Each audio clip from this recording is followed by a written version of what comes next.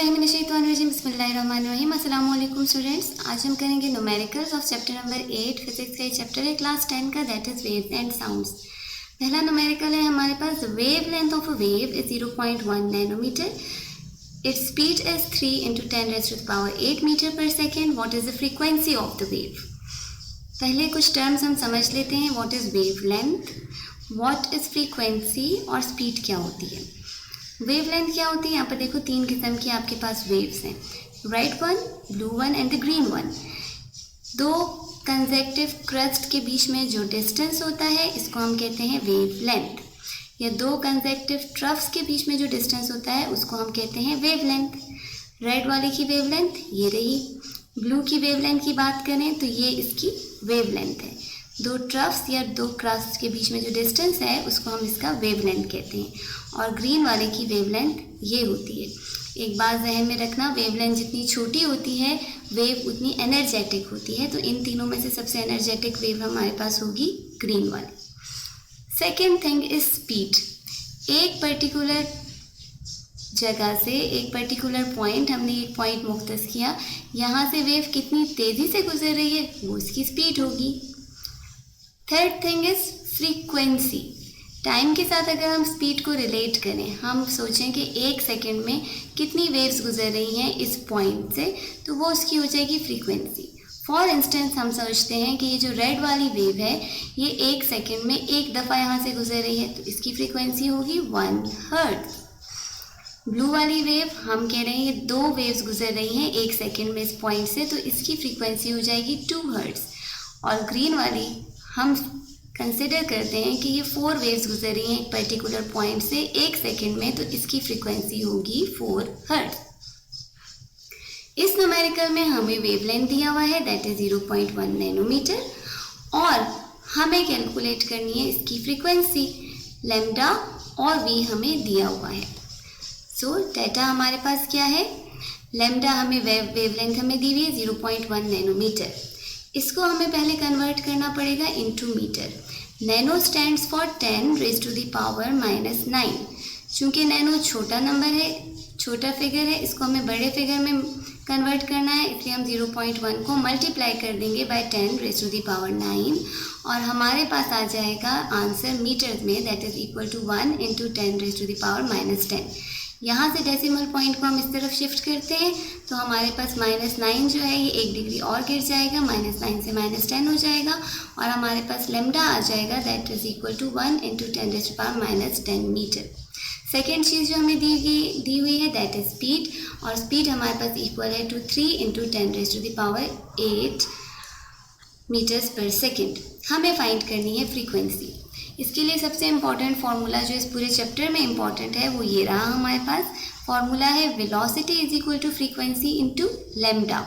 Frequency हमें दी हुई है, फ्रीक्वेंसी हमें फाइंड करनी है, वेलोसिटी और लैम्डा हमें दिया हुआ है, तो हम इस इक्वेशन को ऐसे भी लिख सकते हैं, frequency into lambda is equal to V, और जो चीज़ हमें फाइंड करनी है उसको हम यहीं रहने देते हैं। इस लैम्डा को हम इस तरफ शिफ्ट करते हैं, मल्टीप्लाई हो रहा था यहाँ पर जाके डिवाइड हो जाएगा। सो इक्वेशन हमारे पास बन जाएगी frequency is equal to velocity upon lambda. Frequency is equal to velocity की वैल्यू हमने पुट की, दैट वाज 3 × 10⁸, और लैम्डा की वैल्यू पुट की। 3 को जब हमने 1 से डिवाइड किया ऑब्वियसली हमारे पास आ जाएगा 3। इस वाले पावर को हम ऊपर लेकर जाएंगे, यहाँ पर ये नेगेटिव में थी, ऊपर जाके ये प्लस हो जाएगी। सो फ्रीक्वेंसी हमारे पास इक्वल हो जाएगी 3 × 10⁻18 हर्ट्ज़। फ्रीक्वेंसी का यूनिट है हमारे पास hertz. A tuning fork vibrates 256 times each second and produces a wave of wavelength 1.3 meter long. एक ट्यूनिंग फॉर्क है, इसको हम कहते हैं ट्यूनिंग फॉर्क। यह है हमारे पास ट्यूनिंग फॉर्क। ये वाइब्रेट कर रहा है 256 टाइम्स ईच सेकेंड।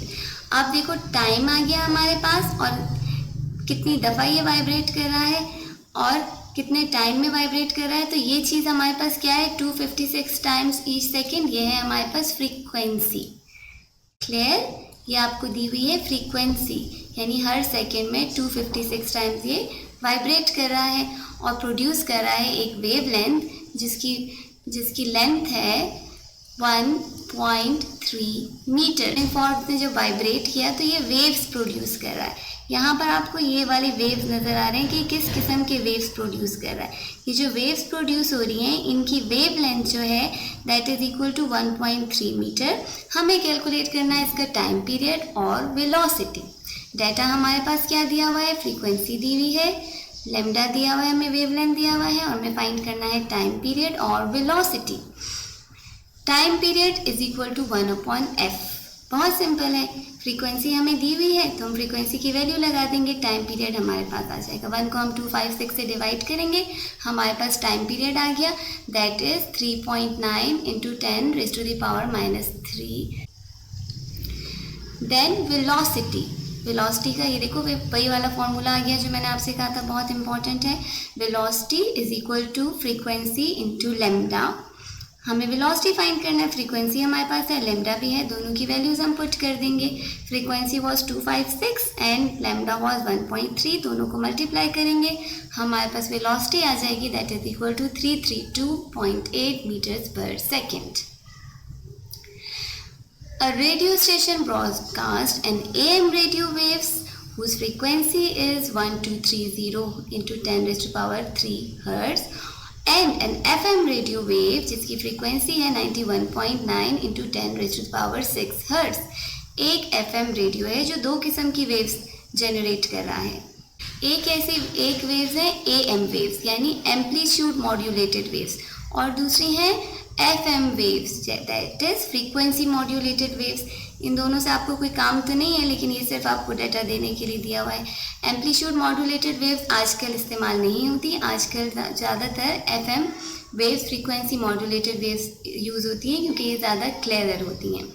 हमें इनकी फ्रीक्वेंसीज दी हुई हैं, एम्पलीट्यूड मॉड्यूलेटेड वेव्स की भी और FM वेव की भी फ्रीक्वेंसीज दी हुई हैं और हमें इनकी स्पीड दी हुई है that is equal to 3 into 10⁻10 centimetres per second. हमें फाइंड करना है दो एडजेसेंट क्रस्ट के बीच में डिस्टेंस कितना है। जो वेव्स ये जनरेट कर रही हैं, ये जो वेव्स हैं इनमें दो क्रस्ट के बीच में डिस्टेंस कितना है, यानी हमें क्या फाइंड करना है, हमें लैम्डा फाइंड करना है। FM मॉड्यूलेटेड वेव्स के लिए फ्रीक्वेंसी हमें दी हुई थी 1230 इंटू 10⁻³ Hz। वेलोसिटी हमें दी हुई है लाइट की और हमें फाइंड करना है lambda. So lambda is equal to v is equal to f lambda, lambda is equal to v/f, lambda v/f। Velocity की वैल्यू लगाएंगे और फ्रीक्वेंसी की वैल्यू लगाएंगे जो हमें दी हुई है। 3 को हम डिवाइड करेंगे बाय 1230 और इस वाली पावर को हम ऊपर ले जाएंगे, 10 में से 3 जो है वो माइनस हो जाएगा और 10 की पावर हमारे पास रह जाएगी 7। इन दो नंबर्स को जब हम डिवाइड करेंगे तो हमारे पास नंबर आ जाएगा 0.0024390। डेसिमल पॉइंट को हम इस तरफ से शिफ्ट करते हैं 1 2 3 4 5 6 7। तो ये जो हमारे पास पावर है ये ख़त्म हो जाएगा। जब हम डेसिमल पॉइंट को शिफ्ट करेंगे तो ये पूरी एंटिटी हमारे पास ख़त्म हो जाएगी। ये जीरोस चूँकि इनकी कोई वैल्यू नहीं है तो हमारे पास लैम्डा रह जाएगा equal to 24390 centimetres. For FM radio के लिए फ्रीक्वेंसी हमें ये दी हुई थी और वेलोसिटी हमें दी हुई थी वही लाइट की। हमें फाइंड करना है इसके लिए भी लैम्डा। फॉर्मूला हमारे पास सेम है, velocity is equal to f lambda या lambda is equal to velocity upon frequency. Lambda is equal to velocity हमें दी हुई है और फ्रीक्वेंसी दी हुई है। वेलोसिटी की वैल्यू हमने लगाई और फ्रीक्वेंसी की लगाई। यहाँ पर हम क्या करेंगे, इस 10 को ऊपर लेकर जाएंगे, 10 की पावर 10 में से 6 माइनस हो जाएगी। 3 को हम डिवाइड करेंगे बाय 91.9। सो हमारे पास वैल्यू आ जाएगी 0.0326 इंटू 10⁻10 माइनस 6। 10 की पावर हमारे पास 4 रह जाएगी। डेसिमल पॉइंट को उसी तरह से हम अब शिफ्ट करेंगे 1 2 3 एंड 4। सो हमारे पास लैम्डा की वैल्यू आ जाएगी 326.44 सेंटीमीटर। जब हमने यहाँ से इस डेसिमल पॉइंट को शिफ्ट किया तो ये पूरी एंटिटी हमारे पास ख़त्म हो जाएगी और हमारे पास वैल्यू रह जाएगी 326.44 centimetres. Find the time period of a simple pendulum whose length is 144 centimetre. एक सिंपल पेंडुलम है हमारे पास और इसकी जो लेंथ है यहाँ से लेकर यहाँ तक इसकी जो लेंथ है that is equal to 144 centimetre. हमें कैलकुलेट करना है इसका टाइम पीरियड। टाइम पीरियड वो टाइम होता है जिसमें ये अपनी एक वाइब्रेशन कंप्लीट करता है। देखो ये वाइब्रेट हो रहा है ना, जितनी वाइब्रेशन ये किस टाइम में ये अपनी एक पूरी वाइब्रेशन कंप्लीट करता है, इस पॉइंट से आगे गया फिर वापस इस पॉइंट पे आया, ये होगा इसका टाइम पीरियड। सो टाइम पीरियड कैलकुलेट करने के लिए हमारे पास डाटा है, लेंथ दी हुई हमें पेंडुलम की दैट इज़ 144 सेंटीमीटर।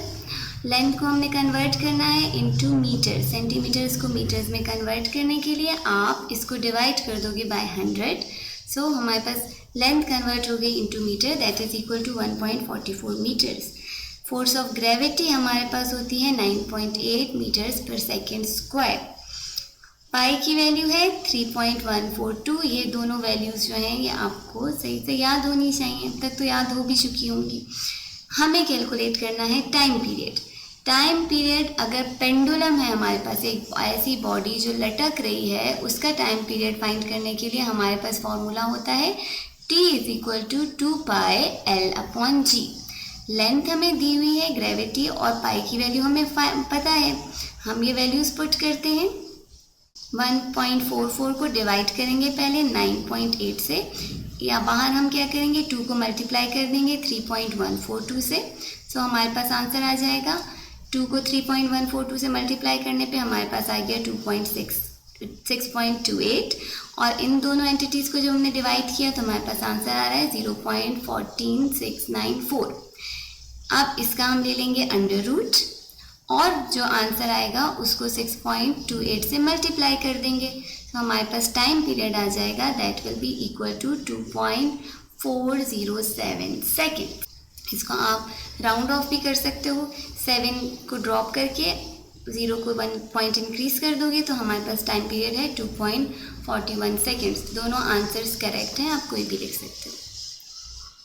सो ये जो पेंडुलम है ये अपनी एक ट्रिप कितने देर में कंप्लीट करेगा, अपना एक राउंड ये कंप्लीट करेगा इन 2.41 seconds.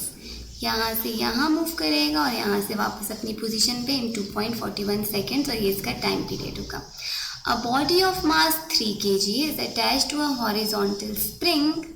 If the value of the spring constant is 5 newton, find the time period of the body if the body is given a little displacement। थोड़ा सा हम इस बॉडी को डिस्प्लेस करते हैं, स्प्रिंग कांस्टेंट हमें दिया हुआ है और बॉडी का मास है 0.3 kg। हमें फाइंड करना है इसका टाइम पीरियड। जैसे हमने पेंडुलम के लिए टाइम पीरियड फाइंड किया था, पेंडुलम के लिए टाइम पीरियड फाइंड करने के लिए हमारे पास फॉर्मूला था T is equal to 2π√L/g। अगर हमारे पास एक बॉडी हॉरिजॉन्टल सरफेस पे होती है तो हमारे पास यही फॉर्मूला मॉडिफाई हो जाता है और हमारे पास m/k आ जाता है। ग्रेविटी की जगह हमारे पास आ जाता है स्प्रिंग का कांस्टेंट और लेंथ की जगह हम लगा देते हैं उसका मास। डाटा हमें दिया हुआ है, mass is equal to 0.3 kg, spring constant is equal to 5 newton per metre. Pi की वैल्यू हमें पता है और हमें कैलकुलेट करना है time period. Time period is equal to 2πm/k। 2 की वैल्यू लगाई, पाई की वैल्यू हमने लगा दी यहाँ पर, मास था हमारे पास 0.3 और k था हमारे पास 5। सिमिलरली 2 को पहले इस पूरे नंबर से मल्टीप्लाई करेंगे और 0.3 को 5 से डिवाइड कर देंगे। जो भी हमारे पास आंसर आएगा उसका हम ले लेंगे अंडर रूट और उस आंसर को हम मल्टीप्लाई कर देंगे बाय 6.28। सो 0.06 का अंडर रूट हमारे पास आ रहा है 0.2449, इसको मल्टीप्लाई करेंगे 6.28 से। तो time period of the spring attach of a mass attached to a spring is equal to 1.537। यहाँ पर देखो, पहले इसको समझो आप लोग। A piece of paper completes 50 vibrations in 5 seconds. एक पीस ऑफ पेपर है जो कि समंदर पे पड़ा हुआ है और ये अपनी वाइब्रेशंस कंप्लीट कर रहा है। अगर आप समंदर पे गौर करो तो समंदर की जो वेव्स होती हैं उस पर अगर हम कोई बॉडी रख दें तो ये वेव्स ऊपर नीचे उस बॉडी को बाउंस करती हैं। देखो वेव्स कैसे मूव कर रही हैं, सीखी ऊपर और नीचे की तरफ। अगर इस पर कोई पीस ऑफ पेपर होगा वो ऊपर नीचे की तरफ वाइब्रेट करेगा। हमें देखना है कि एक पीस ऑफ पेपर है वो अपनी 50 वाइब्रेशंस कंप्लीट कर रहा है 5 सेकेंड पे। जब ये पीस ऑफ पेपर इस समंदर पे पड़ा हुआ है तो ये 5 सेकेंड्स में 50 वाइब्रेशंस कंप्लीट कर रहा है। Find the time period and frequency of the piece of paper if the wavelength of the wave is 10 centimeter. ये इसके साथ मूव कर रहा था। हमें दिया हुआ है डाटा वाइब्रेशंस, जो ये पीस ऑफ पेपर वाइब्रेट कर रहा था on the water was 50। Time period is equal to 5 seconds. कितने सेकेंड पीरियड टाइम में वाइब्रेट कर रहा था, that is equal to 5 seconds. और जो समंदर है उसकी लहरों की वेव लेंथ कितनी थी, that was equal to 10 centimetre. हमें कैलकुलेट करना है टाइम पीरियड और वेलोसिटी इन वेव्स की। सो फ्रीक्वेंसी के लिए हमें पता है फ्रीक्वेंसी किसके इक्वल है, वाइब्रेशन अपॉन टाइम। 50 वाइब्रेशंस कर रहा था 5 सेकेंड्स में, सो 50 को 5 से डिवाइड किया, frequency is equal to 10 hertz. Then we have to calculate the time period. बहुत सिंपल था, टाइम पीरियड इक्वल होता है 1/f के। फ्रीक्वेंसी हमने कैलकुलेट कर ली। So time period is equal to 1 divided by 10 is equal to 0.1 seconds. कितनी जल्दी तेज़ी से अपनी वाइब्रेशन कंप्लीट करता था, 0.1 सेकेंड में। Velocity is equal to force into lambda. So force हमने लगा दी, लेमडा की वैल्यू लगा दी, velocity is equal to 100 centimetres per second. इस न्यूमेरिकल में चूंकि हमने ओवरऑल सेंटीमीटर्स में डील किया है, इसलिए हम लेमडा की वैल्यू को मीटर में चेंज नहीं करेंगे, बल्कि हम सेंटीमीटर्स में ही रहने देंगे। वेलोसिटी भी हमारे पास आ गई, that is equal to 100 centimetres per second. 40 waves pass through a point on the surface of a pond in 2 seconds. हमने एक पॉइंट डिटरमिन किया कि फ़र्ज़ करो ये पॉइंट है और हम कैलकुलेट कर रहे हैं कि इस पॉइंट से कितनी वेव्स गुजर रही हैं इन 2 सेकेंड्स। 2 सेकेंड्स में यहाँ से कितनी वेव्स गुजर रही हैं, ठीक है। हमने एक पॉइंट मुख्तस किया था और हम देख रहे थे कि इस पॉइंट में 2 सेकेंड में कितनी वेव्स गुजर रही हैं। अब हमें कैलकुलेट करना है वेव लेंथ, ठीक है। हमें कैलकुलेट करनी है इस डाटा से, जो हमारे पास डाटा है इससे हमने कैलकुलेट करनी है वेव लेंथ। अगर वेलोसिटी जो है, वेलोसिटी हमें कितने दी हुई है, 3.5 मीटर्स पर सेकेंड, तो इन दो वेव्स की वेव लेंथ कितनी होगी। डाटा हमारे पास वाइब्रेशंस दी हुई है 40 वाइब्रेशंस गुजर रही थी ना एक पॉइंट से 2 सेकेंड्स में। टाइम पीरियड हमारे पास था 2 सेकेंड, वेलोसिटी हमें दी हुई है और हमें कैलकुलेट करनी है वेव लेंथ। बहुत सिंपल, सबसे पहले फ्रीक्वेंसी काउंट करेंगे क्योंकि वेव लेंथ कैलकुलेट करने के लिए हमें फ्रीक्वेंसी चाहिए। सो फ्रीक्वेंसी किसके इक्वल होती है, number of waves passing per unit time. Waves कितनी पास हो रही थी, 40, और टाइम था कितना, 2। डिवाइड किया, फ्रीक्वेंसी हमारे पास आ गई 20 हर्ट्ज। फ्रीक्वेंसी मिल गई, अब हम आराम से वेव लेंथ फाइंड कर सकते हैं। फॉर्मूला वही वाला आ गया, velocity is equal to frequency into lambda. Lambda is equal to velocity upon frequency. Values put करेंगे, वेलोसिटी 3.5 थी और फ्रीक्वेंसी 20 थी। दोनों को डिवाइड करेंगे, हमारे पास लेमडा की वैल्यू आ गई, that is equal to 0.175 metres. Calculate the length of a second pendulum taking gravity is equal to 9.8 metres per second square. Second pendulum क्या होता है, हमें इस पेंडुलम की लेंथ कैलकुलेट करनी है। ये ऊपर तक इसकी लेंथ कितनी है ये हमें फाइंड करनी है।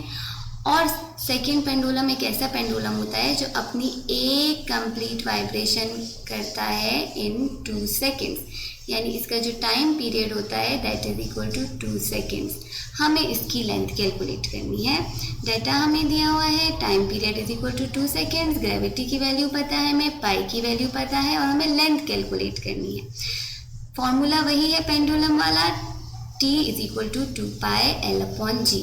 अब चूंकि हमें L को बीच में से निकालना है, इस अंडर रूट के अंदर ये कैद है, तो हम दोनों साइड पे इसका ले लेंगे स्क्वायर। स्क्वायर की वजह से क्या हो जाएगा कि ये जो हमारे पास अंदर अंडर रूट है ये कट जाएगा। सो हमारे पास T² will be equal to 4π² L/g। T की वैल्यू थी 2, 4, पाई की वैल्यू हमने लगा दी, पाई की वैल्यू का हमने स्क्वायर कर लिया, L अपॉन 9.8, जी की जगह हमने L के लिए हम इस इक्वेशन को रीअरेंज करते हैं, लेंथ हमें फाइंड करनी थी। सो हम क्या करेंगे, इस लेंथ को हम रहने देंगे और ये 9.8 जो यहाँ मल्टीप्लाई हो रहा था इसको 4 के साथ यहाँ डिवाइड हो रहा था, इसको 4 के साथ मल्टीप्लाई कर देंगे और ये पूरी चीज़ जो L से मल्टीप्लाई हो रही थी इसको हम डिवीजन में ले जाएंगे। सो L हमारे पास किसके इक्वल हो जाएगा, 4 multiply by 9.8 divided by 4 multiply by 9.85। Divide करेंगे, डिवाइड करने से पहले आप क्या करोगे, 4 को मल्टीप्लाई कर दोगे 9.8 से और नीचे 4 को मल्टीप्लाई कर दोगे 9.85 से। देखो तकरीबन एक जैसा ही आंसर आ रहा है ना, 1 के इक्वल हो जाएंगे। जब हम कैंसिल करेंगे तो 1 आना चाहिए, लेकिन यहाँ पर ये वैल्यू थोड़ी सी चेंज है इसलिए हमारे पास आंसर आ रहा है 0.994, या आप इसको राउंड ऑफ करके लेंथ ले सकते हो इक्वल टू 1 मीटर। यानी ये जो हमारे पास पेंडुलम था इसकी लेंथ है 1 मीटर, ये सेकेंड पेंडुलम 1 मीटर लॉन्ग है।